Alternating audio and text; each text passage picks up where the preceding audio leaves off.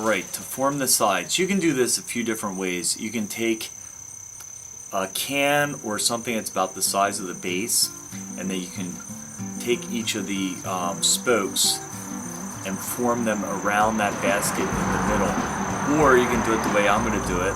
You're just going to take all these to the center. These are my two weavers. I'm going to keep them out. Bring all my spokes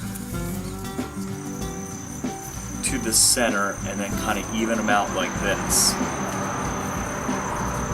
Now all I'm going to do is I'm going to take a piece of, a piece of twine or one of the weavers, and I'm just going to gently tie it at the top.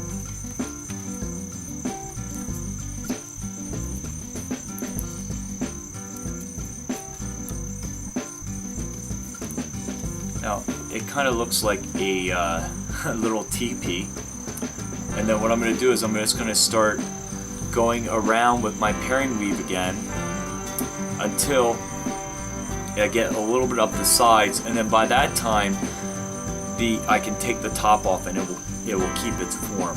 So I'm really just doing this so that we can keep its form. Otherwise, if I didn't do something like this, it's really hard to get it to start forming the sides, and you actually end up with a big disc.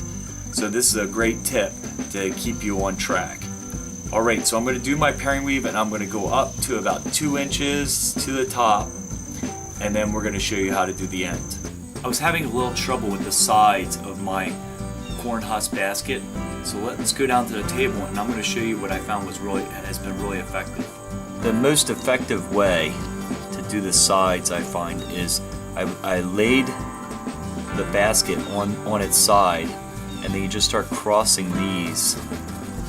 Instead of pulling them I was trying to pull them into the center, and that wasn't working too well like it did on the base. This one works better if you just kind of cross them as you go. Make sure you pull these spokes so they stay straight and they don't get pulled to the side. And then I'm just going through like this. And I don't really care right now if they're really tight, because what I've been doing is just pushing them down as I go. And that's shaping the sides really well for me right now.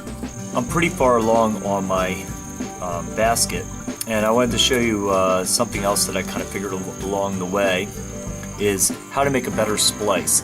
So to make a better splice, you're just going to take this, and instead of just putting it behind, I like to take this and then you fold the old piece over the new one, because you have a small end, and the one that's ending is usually at the big end. You can kind of just fold it over this way and then continue your weave, and it really makes a much better splice. Alright, so I'll show you what's going on when I get to the end of this. So here's my little basket that I made, and I still have the spokes here. Once you get to about 2 inches left, so some of these shorter ones are about 2 inches, you want to end it. The easiest way to do the ending is to take one of the little spokes, then you take it to the inside, go down like 2 rows, and you push it through.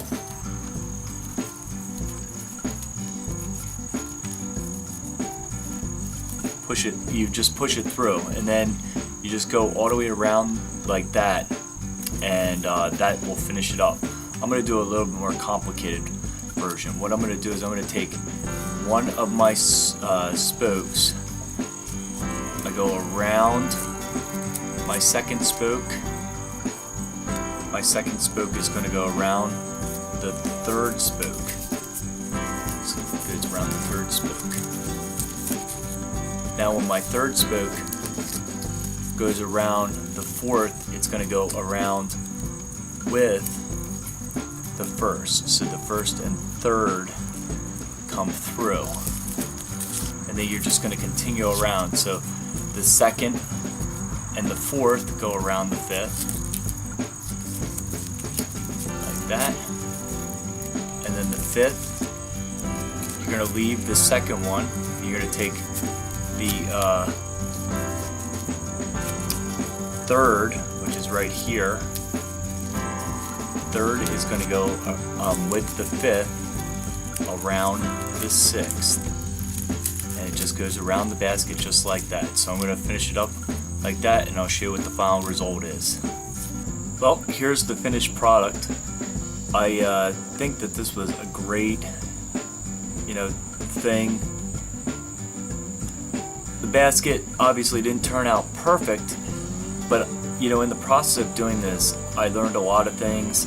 I think now if I did try to do this again, I'd be able to do a lot better job because I figured out a lot of little tricks along the way. That's one of the greatest things about learning these kind of skills and actually going through it.